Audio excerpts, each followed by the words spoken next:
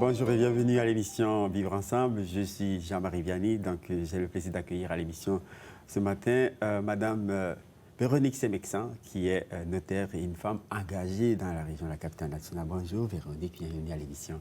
Bonjour Jean Vianney. Comment ça va? Oh mon Dieu, il y a tellement de choses. Ça va. Je suis tellement content que tu as eu un peu de ton grand temps là à passer à cette émission aussi. C'est un honneur de venir parce que je pense que c'est une émission qui discute des choses que bien souvent on ne discute qu'avec la langue de bois. Donc parler d'inclusion, c'est... je manque pas une occasion. Oui, parler d'inclusion, parler de vivre ensemble. On en a fait pas mal, tu en as fait pas mal aussi de travail sur ces enjeux-là. Et tu continues encore, et on en parlait avant que l'émission ne commence. Dans quel état ces sujets-là se trouvent, d'après ta petite expérience dans cet univers? Bien, c'est sûr que moi, j'habite côté Québec. Je pourrais dire qu'on a encore beaucoup de déni dans certaines parties.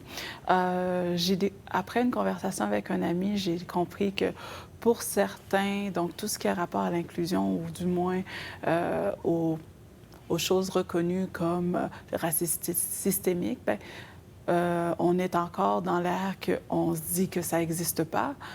Finalement, j'ai un ami qui a sorti, bien, c'est pas le racisme systémique qui existe ou qui n'existe pas, c'est la chance systémique pour certaines personnes. La chance systémique. Oui? Oui, donc ça ne m'appartient pas, par contre, la propriété. C'est pour ça que j'aimerais l'avoir pour qu'il nous explique un peu sa théorie. Je vais lui en parler, je vous envoie cette personne. Ça me ferait plaisir de l'avoir parce que je pense que c'est important de continuer la réflexion et je pense que derrière l'émission, la philosophie et l'idée, c'était que nous ayons des conversations franches, conversations respectueuses et des conversations où les gens sont ouverts, d'être capables de délier les nœuds et qu'on soit capable de mieux se comprendre. Parce qu'en bout de ligne, c'est dans le dialogue que ça se passe. C'est certain que à partir du moment que tu nies une réalité, que tu ne veux pas en parler ou que tu te dises bien, que ça n'existe pas, c'est comme si tu coupes le dialogue, tu coupes la conversation, donc tu n'avances pas.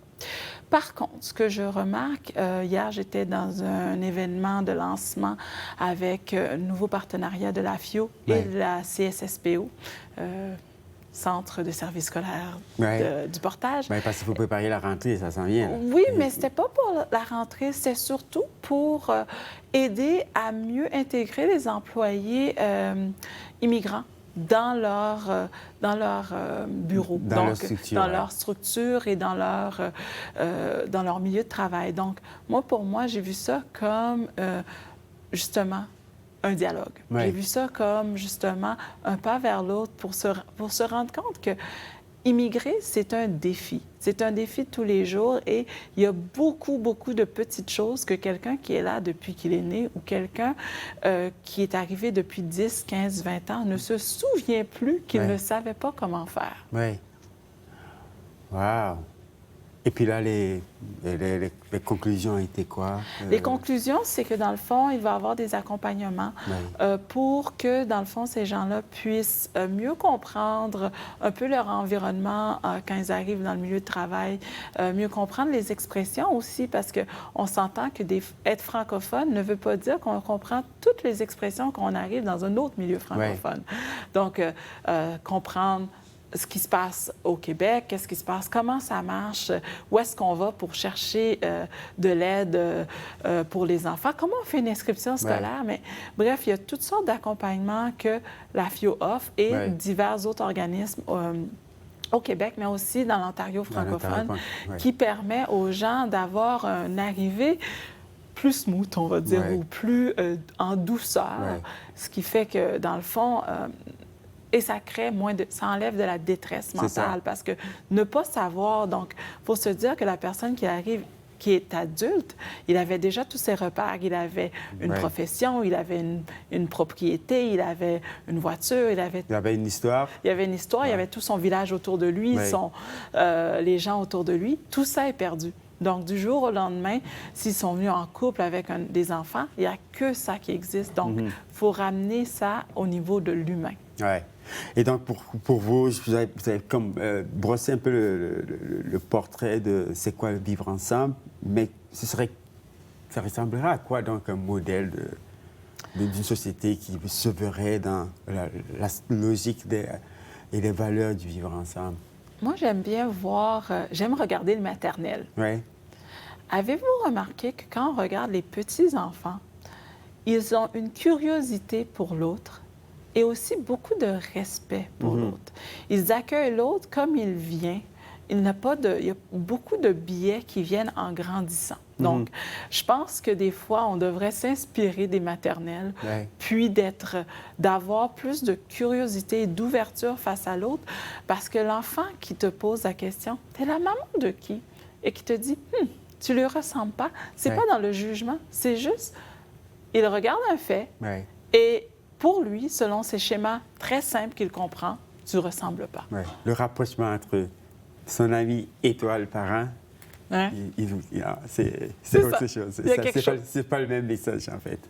Mais dans votre vie quotidienne, de professionnelle comme familiale ou au niveau de la communauté, c'est quoi les dynamiques que vous voyez, que vous ressentez par rapport à ce phénomène de vivre ensemble? En fait, c'est sûr que, bon, moi, dans mon bureau, on a des gens de partout. Donc, on apprend à se parler. On a beaucoup de femmes. C'est vraiment apprendre à se communiquer. Donc, on a pris quelques petits cours pour s'aider parce que des fois, il y a des choses où c'est pas si évident que ça, ou des fois, on doit dénouer des situations entre collègues parce que pour certains, pour dire qu'il a besoin d'aide, c'est d'avouer qu'il n'est pas bon. Pour d'autres, c'est sa façon de grandir. Donc, comment marier les différentes approches?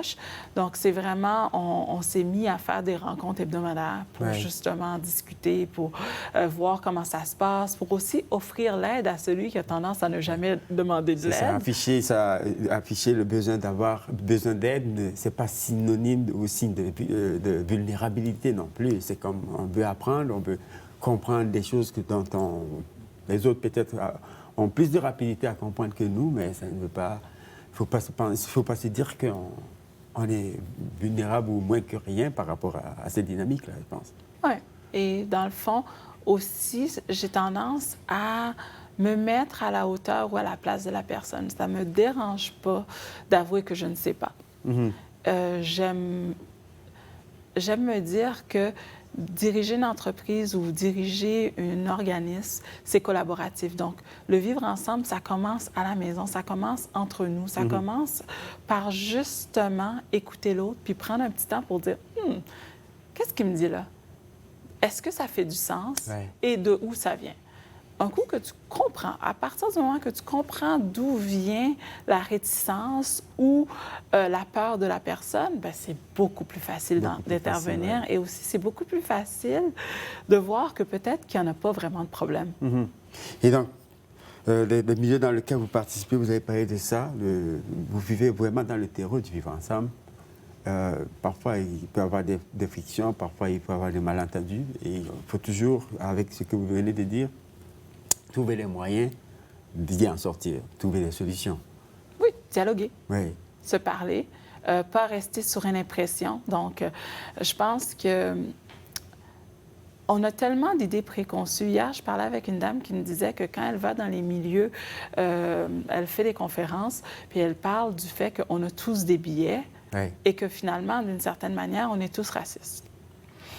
C'est gros de le dire, mais dans le fond, quand on y pense bien, même dans nos cultures, c'est pas si faux que ça. Écoute, mais l'avouer, c'est une autre chose. L'avouer, c'est autre chose. Puis je sais que, par exemple, pour le Canadien, bien, c'est comme si c'était un crime. Mais en fait, avouer ses billets, c'est un peu commencer à progresser pour les enlever ou les tasser. C'est comme accueillir que, OK, dans le fond, j'ai une idée préconçue que telle communauté est toujours en retard, ou telle communauté fait ci, ou la bouffe d'un tel sent mauvais. Bref, avouer qu'on a ça, bien, on est déjà plus proche de l'autre parce que là, bien, peut-être qu'on va poser la question, bien, qu'est-ce qui fait que vous êtes toujours en retard? Tu sais, ou... non, mais c'est des petites choses comme ça. Ces perceptions-là qui enracinent les comportements de certaines personnes, et quitte à faire à ce qu'ils dénient les droits à d'autres. Ouais. Oui. Après, donc, pour certains, vivre ensemble, c'est intégration. Pour d'autres, vivre ensemble, c'est inclusion. Vous vous situez il y a une troisième voie, peut-être? Moi, je pense que c'est un peu de tout ça, en fait. C'est drôle. Dans mon travail, je célèbre des mariages. Ouais. Puis, je me suis mis à lire sur le mariage parce que j'aime ça me documenter avant de faire des choses. Fait que Ouais. je lis. Et puis, j'ai découvert que, puis, de l'autre côté, que je célèbre des mariages, je suis médiatrice familiale. Donc, j'accompagne les gens à se séparer. Puis, ce que je comprends, c'est qu'à quelque part, dans le mariage, c'est comme une famille, c'est un microcosme de la société. Ouais. On ne choisit pas nos parents, on ne choisit pas nécessairement nos enfants, Oui. mais on choisit notre partenaire. Oui. Mais ce que je me rends compte, c'est qu'un jour, peut-être, ce qui fait que ça se brise un mariage, c'est qu'on arrête de se choisir. OK. Donc, vivre ensemble, c'est de choisir que l'autre a une place et que l'autre peut amener quelque chose de positif dans la société. Ouais. L'autre n'est pas là pour voler notre place. Comme, par exemple, je pourrais toujours me rappeler qu'à un moment, quelqu'un me dit dans un arrêt d'autobus, j'étais 22 ans, il fait moins 42, je suis à Québec, Ouais. mon gros sac d'école plein de briques dedans, et il me dit, retourne dans ton pays, tu es venu voler ma job. Oui. C'est comme... Je m'arrête, puis peut-être avant, j'aurais rien dit, mais à ce moment-là, je ne sais pas, avec mes briques dans le dos, j'ai juste adressé la personne et j'ai dit, OK, qu'est-ce que vous faites dans la vie? Oui. Et il m'a dit, ben moi, je travaille dans la construction. Je dis, ben là, OK, on va arrêter ça. Oui. Vous travaillez dans la construction? Qu'est-ce que vous croyez que moi, je fais? Ben je le sais pas. J'ai dit, OK, tu le sais pas. Ben moi, je vais vous le dire. J'étudie en droit en ce moment et je vais Ouais. faire tel travail. Ouais. Donc, si je comprends bien, si vous croyez que moi, je viens voler votre travail, ben on n'est même pas dans les le mêmes même domaine, domaines. ouais. Et même si on était dans le même domaine, croyez-vous que des fois, il manque des gens sur les chantiers? Ah oui, il en manque. Bien, ces gens-là qui viennent, ils ne volent pas votre travail. Ils vous aident à travailler mieux et plus rapidement et peut-être qu'ils vont vous amener d'autres procédés et d'autres façons de faire. Ouais. Donc, c'est un peu ça. C'est vrai. Une belle anecdote. Une belle façon de désamorcer un malaise comme celui-là, une belle façon d'éduquer, parce que je pense que ça passe par l'éducation. C'est sûr que ce monsieur-là, la prochaine fois, il va réfléchir par 8 ou 5 fois avant de... Il va se tourner la langue avant d'adresser un commentaire comme ça. Et peut-être qu'il s'est peut-être réveillé aussi par le pied gauche ou s'il se réveille par le pied droit. On peut trouver autant d'excuses et d'échappatoires, mais le fait reste que les faits sont têtus, la réalité est là, et qu'il faut continuer à trouver des plateformes comme celle-ci pour en discuter et parler. Alors donc, je pense que nous allons prendre une courte pause, avec votre permission, Madame Semeksan, et on revient tout de suite pour la deuxième partie de l'émission avec Véronique Semeksan, qui est femme engagée et puis notaire dans la région de la capitale nationale. Ne quittez pas, à tout de suite.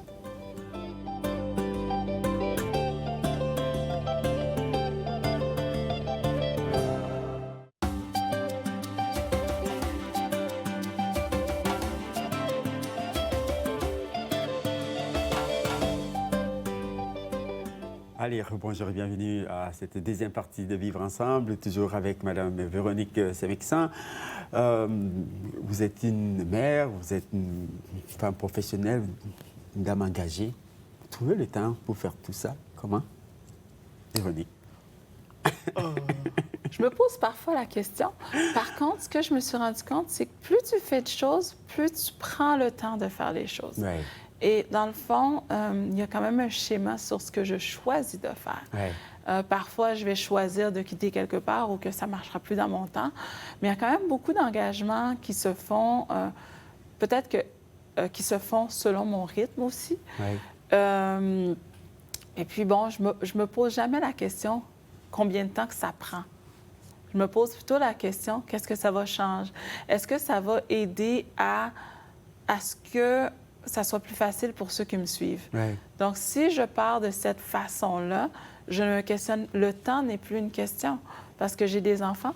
Tu Ouais. as des enfants. Ouais. Tes engagements, tu les faisais quand même. Exactement, oui. Et je pense que nos enfants et les générations, on est regardé par les générations qui suivent. Je pense qu'il y a des femmes, des hommes qui sont passés avant moi, qui ont permis que ma place soit plus douce, que mon chemin soit plus doux, mais il y a encore beaucoup à faire. Donc, le petit peu que je peux faire, c'est ma façon aussi de redonner à la communauté qui me donne tant. Tu sais, moi, j'ai une entreprise, donc j'ai des gens. C'est grâce à chacune de ces personnes-là. Donc, m'impliquer, c'est venu pour... C'est venu dire que j'aime la communauté. C'est ma façon d'aimer ma communauté. C'est la façon de donner également. Donc, c'est pourquoi on pense qu'on est capable d'apporter et de faire la différence. Oui. Puis en respectant aussi nos valeurs, puis dans ce qu'on connaît. Tu sais, je ne vais pas aller donner du temps dans ce que je ne connais pas. Si je ne suis pas à l'aise de quelque chose, je n'irai pas.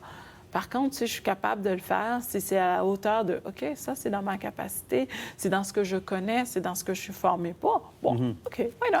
Et donc, qu'est-ce qu'on passe comme message à la nouvelle génération, à nos enfants? Comment est-ce qu'on les fortifie de comprendre notre philosophie? Toi, c'est quoi ton secret? Comment tu fais? Bien, en fait, j'essaie de les amener à des événements. Donc, les impliquer. Les impliquant. Je crois que beaucoup de gens engagés sont engagés tout seuls. Leurs conjoints ne prennent pas, leurs conjointes ne prennent pas part, puis leurs enfants ne prennent pas part.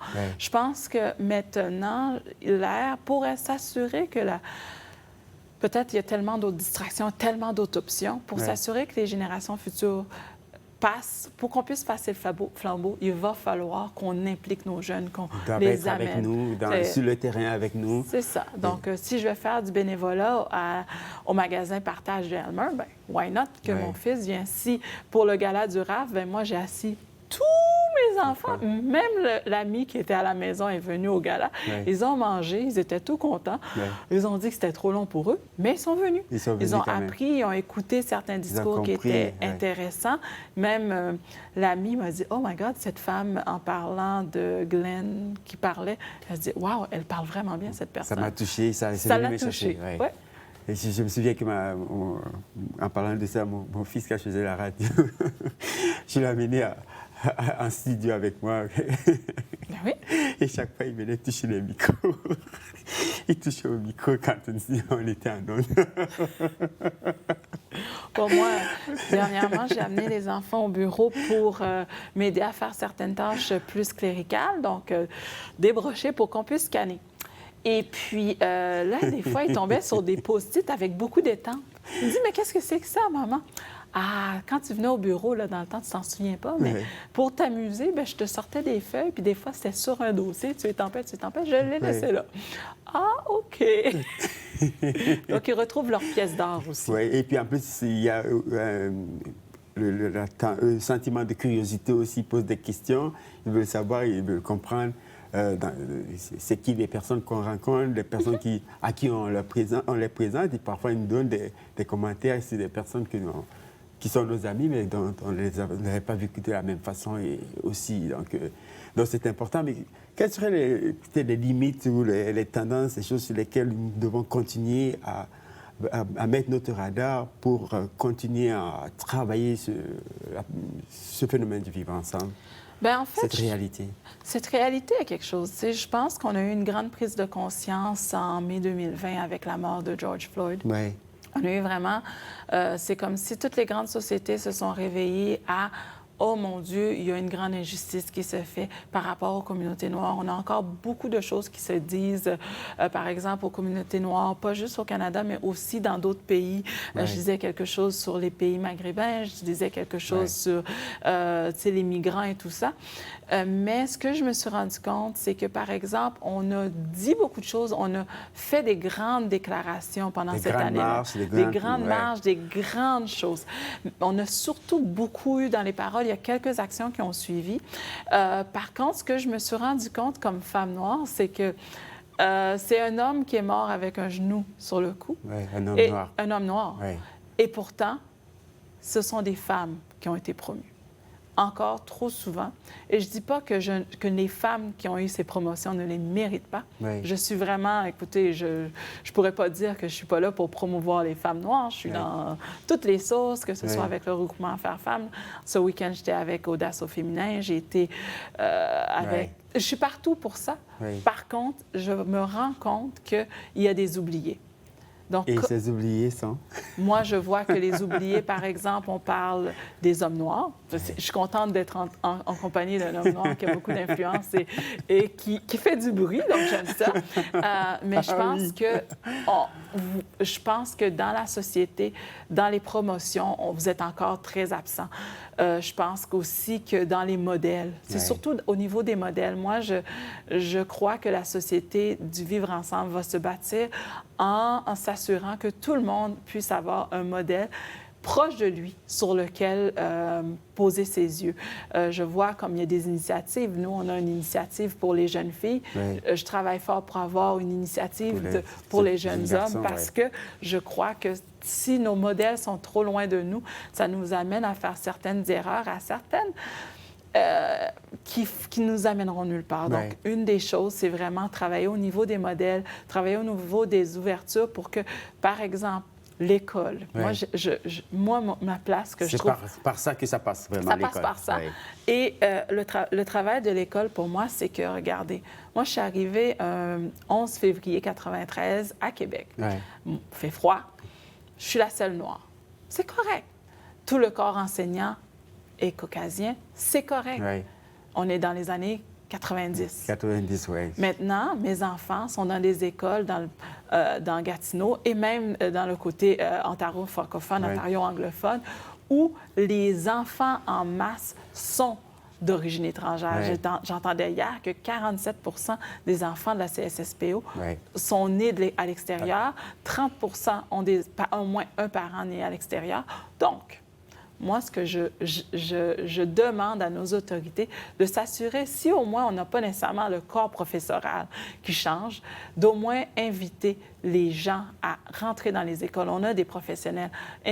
Trouver des initiatives. Donc, penser différemment à inclure ceux qui ressemblent un peu aux enfants, à la clientèle, si on veut. C'est ça. S'aligner à notre clientèle pour que notre clientèle puisse être inspirée. Parce que, dans le fond, ça crée beaucoup de désespoir de ne jamais se voir dans ceux qui réussissent ou de jamais se voir dans dans les référents. Donc, et puis, parfois, certains, on a les commentaires, oh, on ne sait pas où ils sont, il n'y en a pas... Parce qu'on n'a pas cherché assez. Peut-être qu'on n'a pas cherché assez. Je vous dirais que pour avoir assermenté beaucoup de documents de reconnaissance de diplômes, j'ai vu énormément de gens que, quand ils trouvent des postes, on les emmène beaucoup en les régions. Je ne dis pas que les régions, c'est mal, c'est bien d'avoir des postes dans les régions. Par contre, je trouve qu'il y a quand même énormément de professeurs immigrants qui n'ont pas des postes permanents.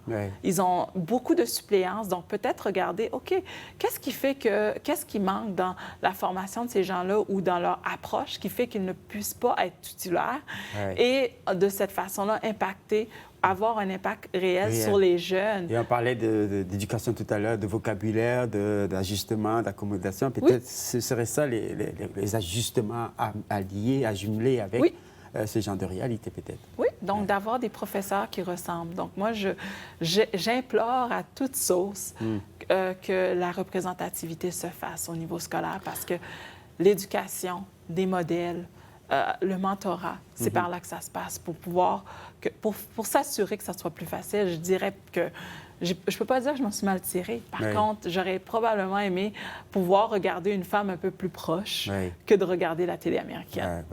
En terminant cette émission, donc, quelle, selon vous, serait une image, un objet, une chanson peut-être, ou une personne, un homme, une femme qui symboliserait pour vous cette notion du vivre ensemble? Cette question-là, je l'ai pratiquée. Oui. Dans une image. Une chanson. Une chanson, oui. Oui. Ça s'appelle la chanson Dégénération. Dégénération. Je ne sais pas si vous l'avez écoutée. Ça me dit de quoi? Ça relate le Québec. l'histoire du Québec, mais ce que j'aime dans cette chanson-là, ça fait des beaux paraboles et des beaux rapprochements entre ce qui se ressemble, ce qu'il y avait avant, qu'est-ce qu'on a maintenant. OK. Puis j'ai aussi découvert ce week-end, en parlant, quand j'ai lu vos questions, Oui. à une amie, que la communauté haïtienne a beaucoup accroché dans cette chanson-là, qu'on l'a refait, qu'on l'a fait en karaoké, parce que les gens sentent que... et il y a une dame qui a utilisé ce week-end lors d'un panel le fait que nos parents ont défriché pour nous. En effet. Donc, c'est un peu ça. Les arrière-arrière-grands-parents ont défriché la terre. Oui. Bien, nous, les nouveaux arrivants qui sont arrivés il y a un peu plus longtemps que nous, Oui. ont ouvert le passage en défrichant pour que maintenant, Ça continue. ça oui. continue. Oui. Et il y a encore des étapes. Donc, quand on dit ils ont défriché, il y a des gens qui ont rentabilisé et d'autres qui ont eu le succès. Donc, Oui. il y a des étapes pour nos communautés. C'est ça, et puis il faut continuer à le faire. Donc, un objet peut-être pour le vivre ensemble. Un objet pour le vivre ensemble.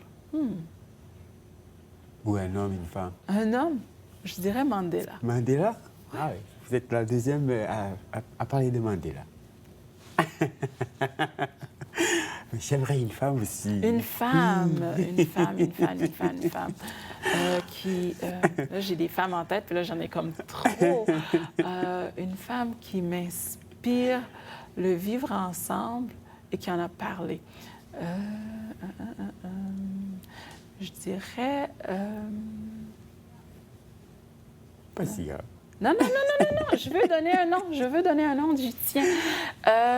Je dirais que Michelle Obama, Oui. je dirais qu'elle a amené les gens à discuter, Oui. puis peu importe qu'est-ce qu'on lui a dit par rapport à son physique, à Oui. sa façon de parler, elle est restée debout et elle a quand même invité les gens à dialoguer. En tout cas, merci encore infiniment de Madame Véronique et nous on vous remercie de passer à l'émission et à la prochaine. Au revoir.